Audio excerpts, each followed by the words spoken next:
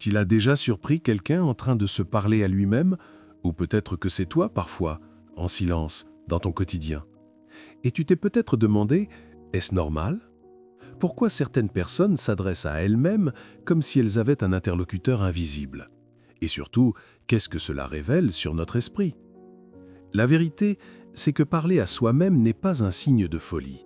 Bien au contraire, c'est une fenêtre sur l'intimité de notre esprit. C'est un outil puissant que notre cerveau utilise pour naviguer dans la complexité de nos émotions, de nos décisions et même de nos rêves. Pourtant, dans notre société, cette habitude est souvent jugée. Elle peut sembler étrange, embarrassante ou même inquiétante.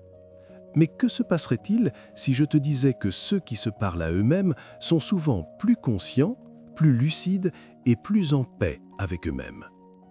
Quand nous parlons seuls, ce que nous faisons réellement, c'est dialoguer avec notre esprit. Les scientifiques appellent cela l'autodialogue. Il ne s'agit pas seulement de mots prononcés à voix haute, il s'agit d'organiser notre pensée, de traiter nos émotions et de clarifier ce que nous voulons vraiment. Notre cerveau, pour fonctionner efficacement, a besoin de ce moment de conversation intime. Il transforme le chaos intérieur en idées claires, les inquiétudes en plans d'action et les peurs en courage. Il existe différentes formes de dialogue intérieur. Parfois, nous nous encourageons, nous nous rappelons nos forces et nos valeurs, et cette voix devient un phare dans l'obscurité. Parfois, elle critique, elle doute, elle nous confronte à nos propres limites. Et c'est là qu'il est important d'apprendre à écouter, à comprendre cette voix sans se laisser submerger. Et puis, il y a le dialogue rationnel, celui qui sert à organiser nos pensées, à planifier, à résoudre des problèmes.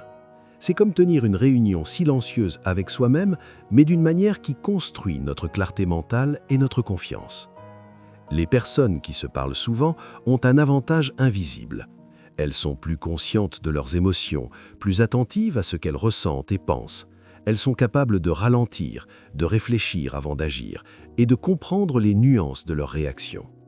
L'autodialogue devient alors un outil d'introspection, une méthode de régulation émotionnelle, un moyen de transformer la confusion en clarté. Et cette capacité à se comprendre soi-même est l'un des piliers de l'intelligence émotionnelle. Mais parler à soi-même peut aller encore plus loin. Lorsqu'on apprend à le faire consciemment, cela peut devenir une force. Cette habitude peut renforcer la confiance, clarifier nos objectifs et nous aider à traverser les moments difficiles. Certains champions, certains artistes, certains leaders utilisent leur propre voix comme un miroir et un guide. Ils se parlent pour se rassurer, pour se motiver, pour se rappeler pourquoi ils font ce qu'ils font. Et ce simple geste, si naturel et pourtant si puissant, transforme l'ordinaire en extraordinaire. Alors, la prochaine fois que tu te surprendras à murmurer des mots à toi-même, souviens-toi, ce n'est pas un signe de faiblesse, c'est un signe de courage, c'est un acte de connaissance de soi. C'est un moment où tu écoutes ton esprit, où tu te comprends, où tu te renforces. Et peut-être que ce dialogue silencieux est exactement ce dont tu avais besoin pour avancer, pour respirer, pour rêver. Parler à soi-même, c'est accepter sa propre présence. C'est se rappeler que nous avons déjà tout ce qu'il faut à l'intérieur de nous. Et dans le calme de cette conversation intérieure, nous découvrons non seulement qui nous sommes, mais aussi tout ce que nous pouvons devenir. Alors, parle-toi, encourage-toi, écoute-toi.